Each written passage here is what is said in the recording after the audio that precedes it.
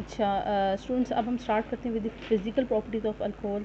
तो जो physical properties है वो ये कि जो छोटी अल्कोहल्स होती हैं, यानी जिनका जो अल्काइल ग्रुप होता है छोटा होता है, वो आमतौर पे कलरलेस होती हैं, यानी वो नज़र नहीं आती, उनका कोई कलर रंग नहीं होता, वो टॉक्सिक यानी वो नुकसान पहुँचाते हैं, वो टॉक्सिक लिक्विड्स होते हैं, और उनकी स्मेल जो होती है बड़ी अच्छी सी, बड़ी मीठी सी स्मेल होती है, और अगर आप उसका टेस्ट करें तो बड़ा बड़ा जलन आपको महसूस होगी। ठीक है, वो सॉल्युबल जो छोटी अल्कोहल्स होती है ना, वो पानी में बहुत जल्दी हल हो जाती है, लेकिन जैसे जैसे अल्कोहल्स का अल्काइल ग्रुप का नंबर मतलब बड़ा होता जाता है, वैसे वैसे उनकी सॉल्युबिलिटी पानी के अंदर कम होती जाती है। उसकी वजह ये the solubility of alcohol is, उसकी क्या वजह है? उसकी वजह है कि hydrogen bonding which is prominent in lower alcohol but diminishes in higher. देखिए ये छोटी अल्कोहल है, ये देखिए ये हाइड्रोजन बॉन्डिंग क्या होती है कि एक एटम का नेगेटिव हिस्सा दूसरे एटम के हाइड्रोजन के साथ एक electrostatic force of attraction create करता है। ठीक है, जैसे ये अल्कोहल मॉलिक्यूल है, एक ये वाला अल्कोहल मॉलिक्यूल है, और एक ये, इन देखिए इन सारे मॉलिक्यूल्स के दरमियान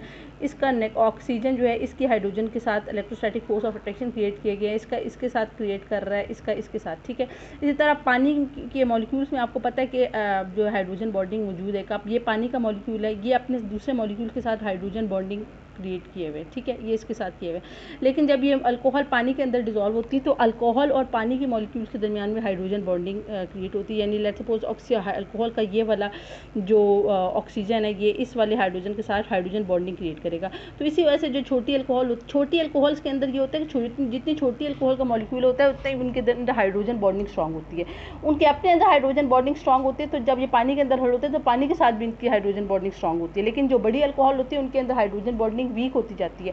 तो जब ये पानी के अंदर डिजोल्व होते हैं तो पानी के साथ भी इनकी हाइड्रोजन बॉन्डिंग वीक होती है। ये बात समझ आ गई है?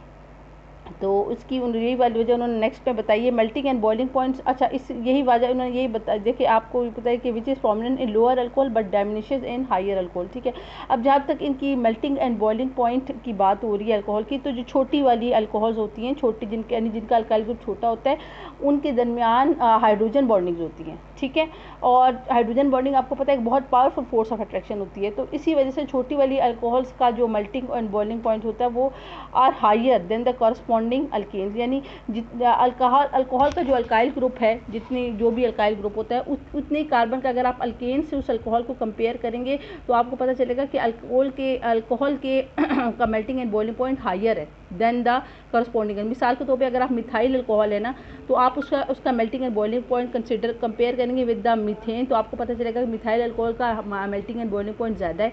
इस तरह इथाइल अल्कोहल का अगर आप कंपेयर करेंगे विद इथेन, तो आपको पता चलेगा अल्कोहल का melting and boiling point higher है। इसकी वजह यह है कि जो खास तौर पर छोटी अल्कोहल होती है उनके अंदर हाइड्रोजन बॉन्डिंग मौजूद होती है, जबकि अल्केन के अंदर तो आपको पता है ना हाइड्रोजन बॉन्डिंग नहीं मौजूद होती, van der Waals forces of attraction होती है। तो melting and boiling point of alcohol are higher than the corresponding alkanes and methyl and ethyl alcohol are liquid. और यही वजह आप देखें कि जो मिथाइल अल्कोहल होती है, इथाइल अल्कोहल आर लिक्विड, जबकि जो मीथेन और इथेन आपको पता है दे आर गैसेस।